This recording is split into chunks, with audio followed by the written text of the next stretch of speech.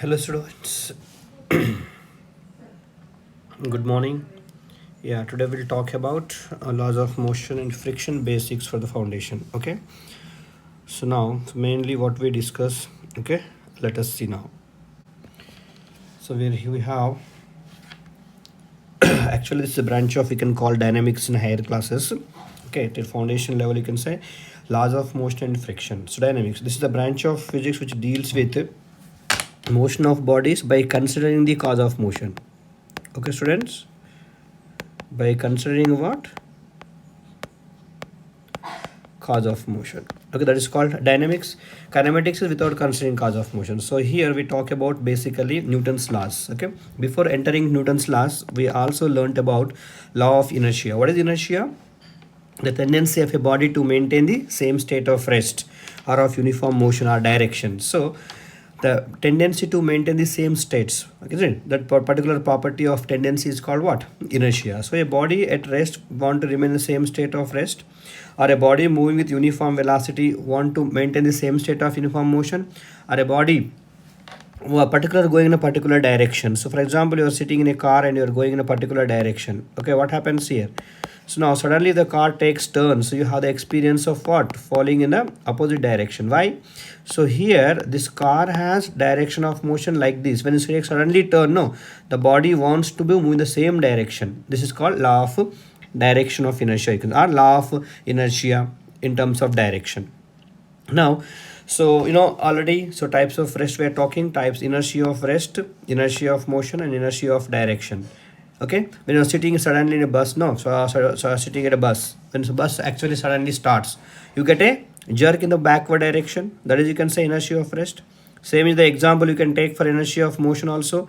So here when you are sitting in a bus, okay, so when the bus is moving over here, bus or car, okay, when actually suddenly brakes are applied, you try to fall forward. So no, try to fall what direction? Forward direction, because of inertia of motion. And inertia of direction already we have explained here. So example of when the car takes suddenly sharp turn. Okay, so passengers will fall forward when a bus stops suddenly. So like this we can have tendency of a body to maintain the same state of rest or motion or direction is called inertia. Now, what this inertia leads to? This inertia leads to Newton's first law of motion, students. What statement, a body at rest will remain in the same state of rest, or a body, for example, you are having a block kind of thing here. Okay, this is at rest. So this wants to be in the same state of rest unless you apply some force over it. So it maintain the same state. Tendency to maintain the same state is called what? Inertia.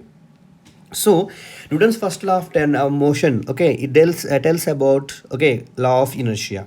So according to Newton's first law of motion, a body at rest remains in the same state of rest. A body moving with uniform velocity will continuously move with the same velocity, isn't it? For example, you are throwing a ball on the ground with this velocity, it continuously tries to move unless something what? Opposites motion. As you know, all of you, it comes to rest. Why? Something is opposing. The tangential force which opposes is called what? Friction. If this friction was not there, this body would have gone continuously in the forward direction. Okay, this is what Newton's first law of motion. A body at rest remain in the same state of rest, and a body moving with uniform velocity will continuously move with the same velocity unless a force acts. Okay, this is what Newton's first law of motion. And we discuss about so inertia and Newton's first law of motion. And what about Newton's second law? So before understanding Newton's second law, already you might have learned momentum. What is momentum? It defined as product of mass and velocity. Okay, it is defined as a vector quantity, students. Yes or no? Can anyone tell me what is SI unit of momentum? Yes, kilogram meter per second, students. Okay, right. So here Newton's second law tells us that, see, first law talks about only necessity of force. Unless a force acts, a body cannot change its state of rest or of motion. Okay, so what Newton's second law of motion telling us? So how much amount of force? Okay, so this tells about quantitative analysis. Quantity, how much? Okay, how much? That is second law. So why the body is not moving? Necessity, that is called first law. Okay, so here Newton's first law tells us that momentum, as you defined, no, so when a body is moving with some velocity, so we can say the body has some momentum. It is measure of what? Quantity of motion of a body, you can say. So when you're having this velocity here like this, having mass m, we say the body has momentum m into v bar. Okay, so now here, say when the body is at rest, momentum is zero. When the body is moving with velocity, some momentum is there. So when you hit a ball with a bat or something else like this, any particular body, it acquires velocity. So we can say the body has acquired some momentum, students. Okay, the body has acquired some what? Momentum. So you can say here there is a change in momentum. Yes. So how much change in momentum? This is mv bar minus mu bar. Here velocity initially is 0. So I can say mv bar velocity, the body has acquired momentum. Say it has taken some amount of time delta t. So how much amount of acceleration the body has gone? I can say change in velocity by time. So now this Newton's, what this law says is the force acting on the body we can measure based on this, okay, the rate at which momentum is acquired. Okay, this is Newton's second law of motion. So practical, what you can say, so the force acting, which force, again we should say about net force, students. Okay, so vector sum of all these forces, okay, a vector sum of all the forces acting on a body is equal to, okay, are proportional to rate of change of its momentum. This law is called Newton's second law of motion. Okay, so here we can say this constant k into change in momentum as you said mv minus, you can say u0 means u0, or if you have some value you can also write, nothing is wrong in that one. Okay, so u bar, so you can take m into u bar divided by t. So here f is equal to, we know, k into m into, so you can write, students, v minus u by t. So as you know, change in velocity by time is called acceleration. So f is equal to k into m into a. Right, student? So here we have seen, and Newton defined the value of, okay, k in both the system. K is equal to 1, he has taken SI system as well as in CGS system, okay, by defining unit of force. So here unit of force he has defined as what? Newton. So he take a body of mass 1 kg. Okay, look at me here, all of you. When you're applying force, okay, if this body gets an acceleration of 1 meter per second square, then he defined F as 1 Newton. Did you understand? So that force which causes an acceleration of 1 meter per second square in a body of mass, how much? 1 kg, is called 1 Newton. Similarly, you can also define 1 dyne. If you take body of mass 1 gram, that force which causes an acceleration of 1 centimeter per second square can be called as 1 dyne. So F is equal to 1 dyne. So like this, by defining, by taking M as 1, A as 1, he defined F as 1. So K becomes how much now? 1. Why? See, 1 is equal to K into 1 into 1. K is equal to 1 irrespective of system of units. So whether you are taking SI system or CGS system. So like this, he derived the formula here, F is equal to MEA, students. Okay, father is equal to ma in Hindi, mother. This very beautiful equation for solving problems of physics. Okay, so you can say simply sum of all vector forces we call net force is equal to mass into acceleration. This is called mathematical form of Newton's second law. Okay, what is statement actually? The force acting on a body, okay, the force acting on a body is directly proportional to, you can simply say now, okay, rate of change of momentum. Okay, this is called Newton's second law of motion. Okay, this is what I summarize over here. Now then, so units also you can remember, students, over here. Now, so 1 Newton is equal to 10 power 5 dyne. Okay, so you can write down here conversion if you also want. So now you say 1 Newton is equal to how much you said? 1 kilogram into 1 meter per second square.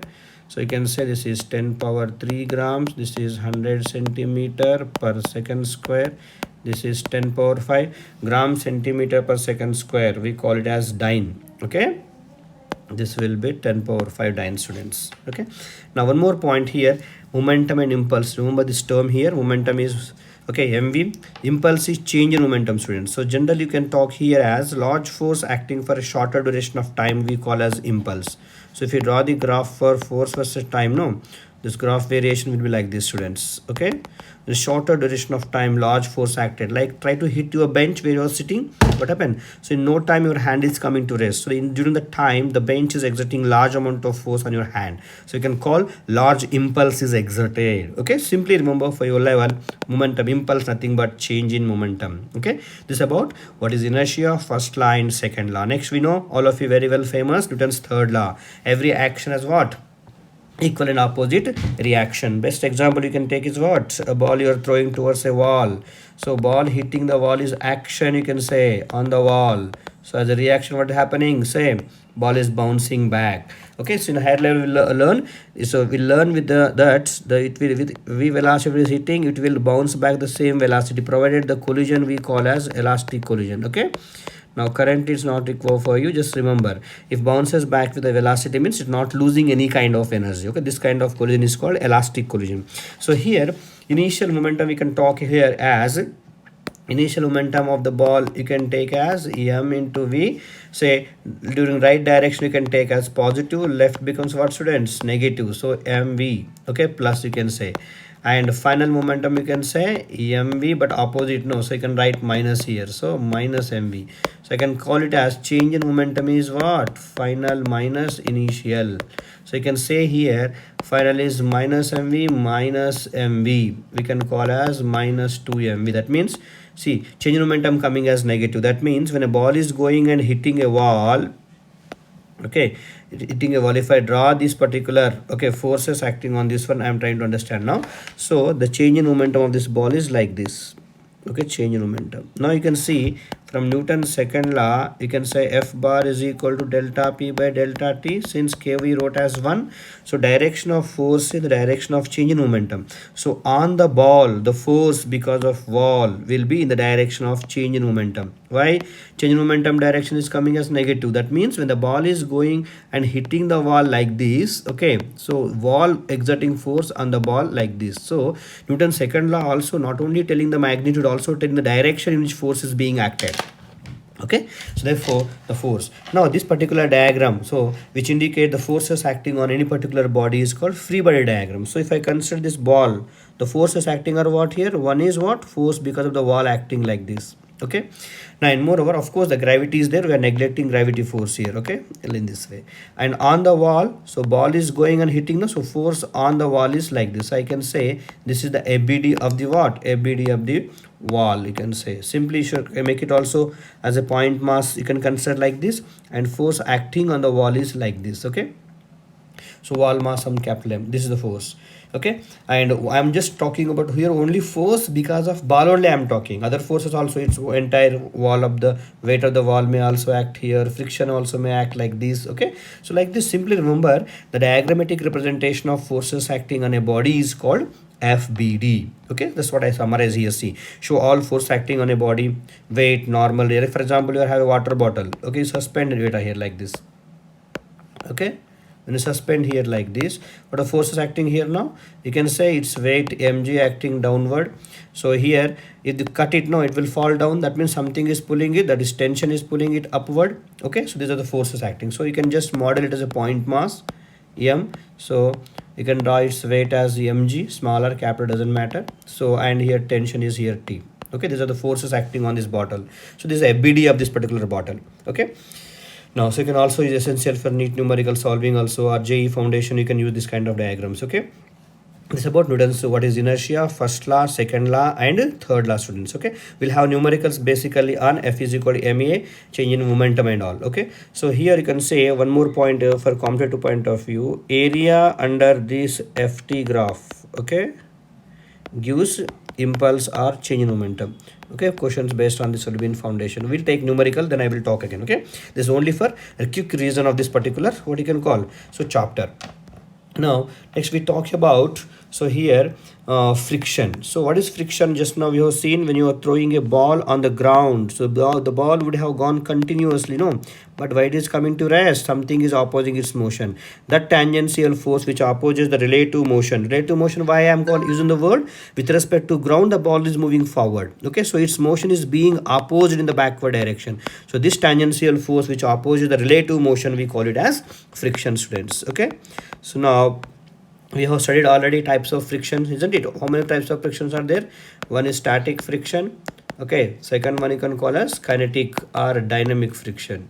Generally we talk about only two. Sometimes people say rolling friction also, when a body rolls over surface of another. Okay, nothing wrong, you can use the word rolling friction also, of course, which is also a static in nature. In higher classes you'll be learning. Okay, so now here, so when you are having, for example, your block is there, when the block is at rest, Okay, can anyone tell what the value of friction? Yes, friction here should be 0. Why? Because friction only comes into picture when you try to move it. When you try to, by applying force like this, no, then only something opposes, no, then only it comes into picture. So friction will, if no force is applied, friction also here 0. Okay, so here friction increases linearly, students. Okay, when you apply 5 Newton, for example. Okay, so body not moving, no acceleration, no velocity, for example. So something opposing, that must be equal in magnitude opposite direction. So in this case frictional force is 5 Newton. If slightly increase 6 Newton, for example, still body not moving, means something opposing, that must be equal. How much? 6 Newton. Again increase the value of force, 7 Newton. Again this also increases. Like this, friction increases linearly and adjusting its value accordingly. That's why you can also call this friction as self-adjusting force. Okay, static friction is also called what? Self-adjusting friction. Why? It is coming when a body at rest about to move and becomes maximum, and what happens, slightly decreases and almost remains constant, students.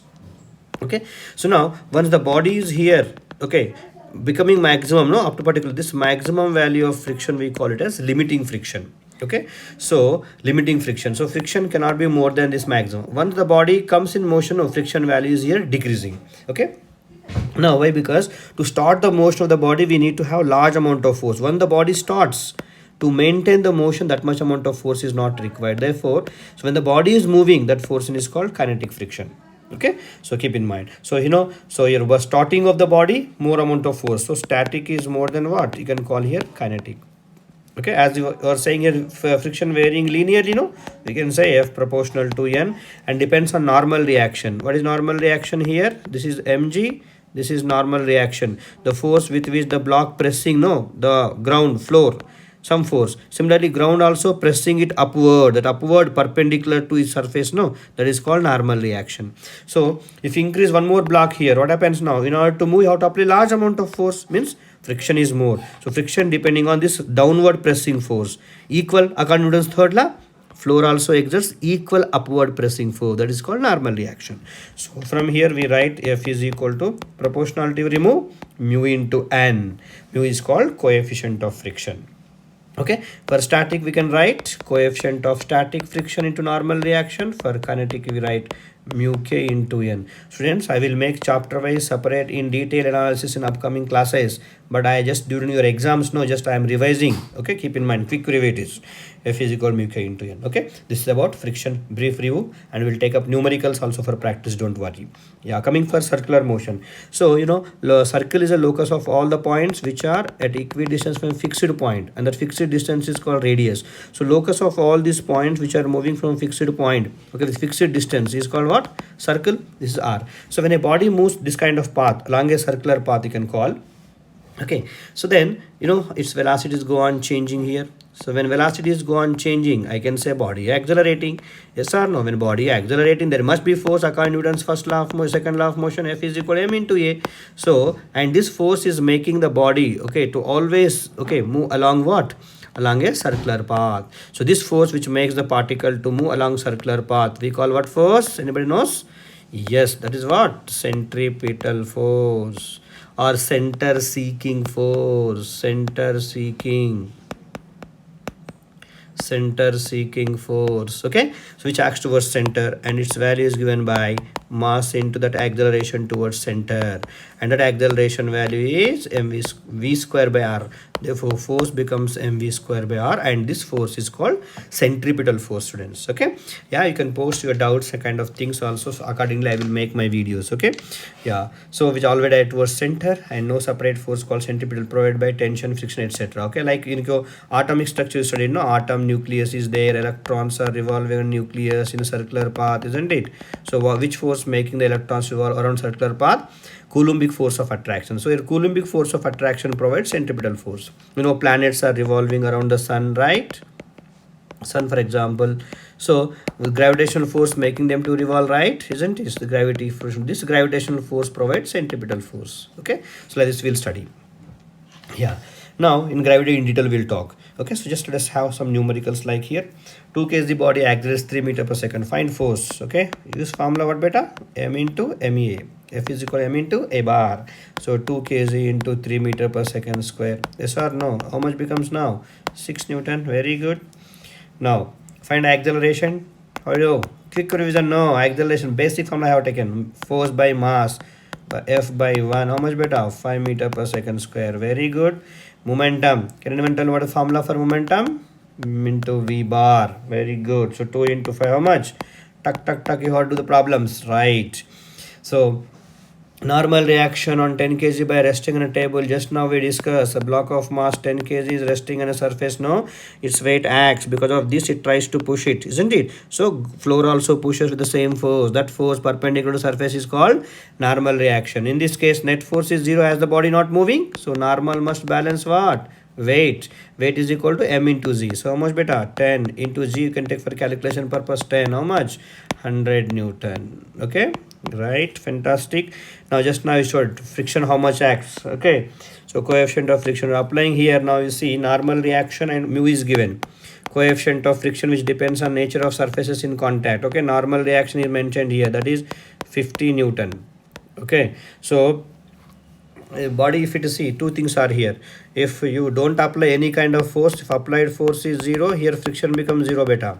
Okay, but if you're applying some force here, in this sense if he's asking, no, so you can use the formula F is equal to static friction into normal reaction. Okay, of course it depends on applied force, or maybe what, sometimes if applied force may not be sufficient. Why? Maximum value of static friction acts. So you can use this formula mu s into n.